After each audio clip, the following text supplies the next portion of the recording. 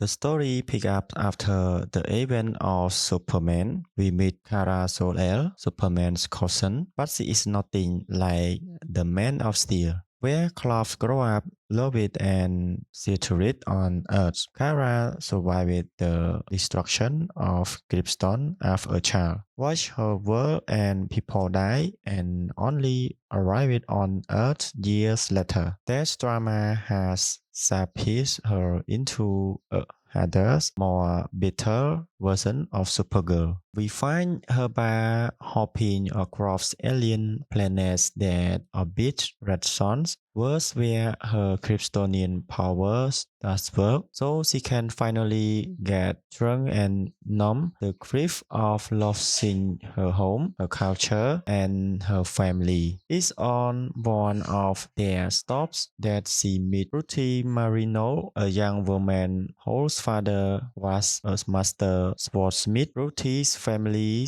has just been slaughtered by a brutal warlord named Frame of the Yellow Hills, and she begs Kara to help her track him down for revenge. Kara, cynical and unwilling to get involved, refuses. Frame and his gang, the brigand, track Kara down and hijacks her spaceship. In the chaos, Kara's loyal dog Crypto, tired to stop them, and Frame shoots him with a poisoned dart. The poison is lethal, giving Crypto only 3 days to live unless Kara can restrict the antidote Frame carries on him. This is the turning point. Now personally, when did Kara reluctantly agrees to team up with Ruthis, and the two set off across the galaxy on a race again, the clocks to hunt Frame down.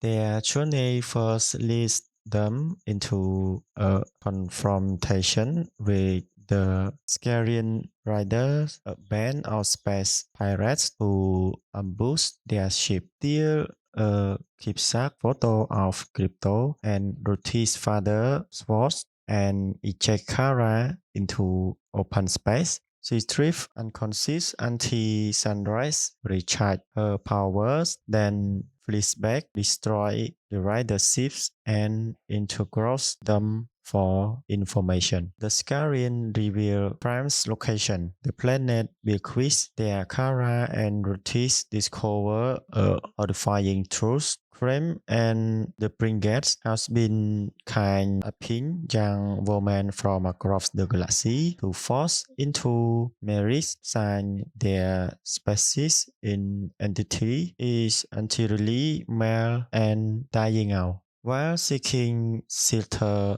they meet a local couple, Boma and Marex Viran, who take them in. It's here that Kara and Rotis also cross paths with Lobo, a towering Kasanian bounty hunter with his own vendetta, is hunting Graham's lieutenant from Buxton. Desperate to protect their own kind, Apis daughter Marex betrays Kara, attempting to drown her and trade her retreat to the brigands in exchange for their daughter's freedom. Kara fight back and Lobo step in to help her take down the brigands man in a brutal jousting brawl.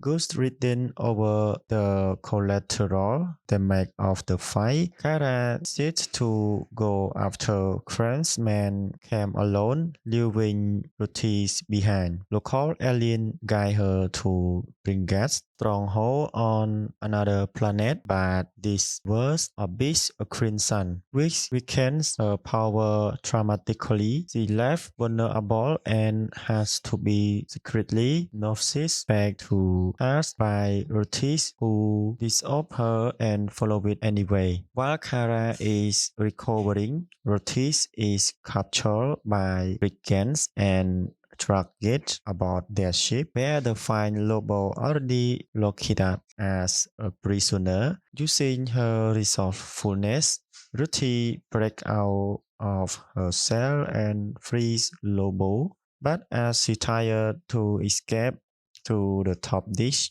Frame catch her.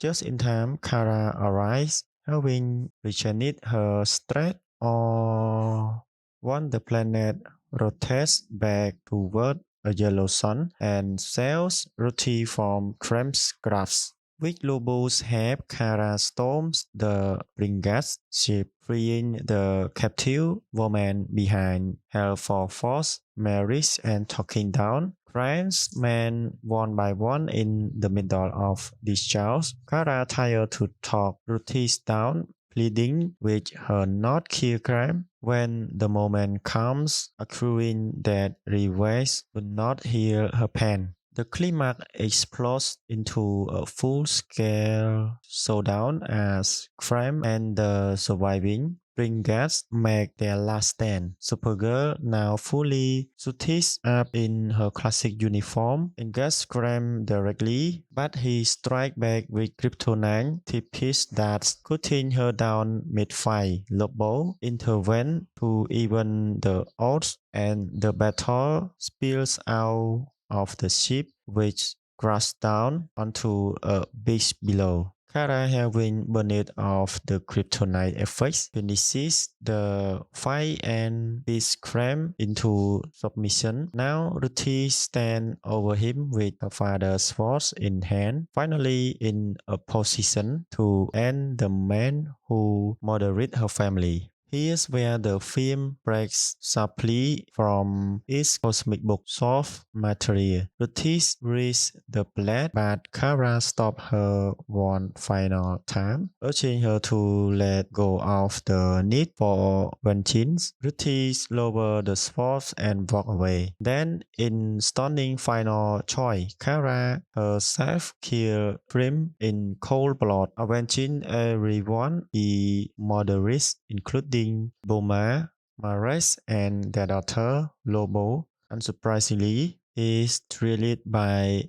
the brutality of it. With Graham finally dead, Kara used his antidote to cause crypto, saving her best friend life. She spent one last night celebrating with Ruthis before returning her safely to her surviving family.